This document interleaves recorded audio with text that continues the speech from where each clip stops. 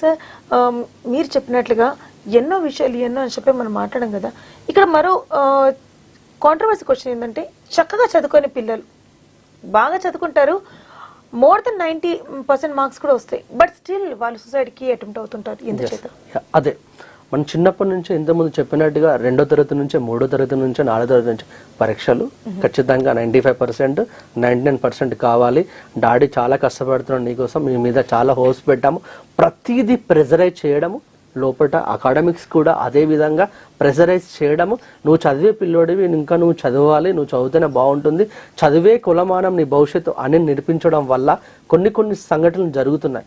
More over అన్నిటికంటే మెయిన్గా జరిగేది ఏంటి అని అంటే, అకాడమిక్స్ నుంచి మనం చేయాల్సింది ఏంటి అని అంటే 98%, 99% అతని మేధస్సుకి నిజంగా ఒక నిదర్శనం కాలేజీ వాళ్ళు చేసే సహాయ సహకారాలు కానీ అతని మేధస్సుని డెవలప్ చేస్తాయి.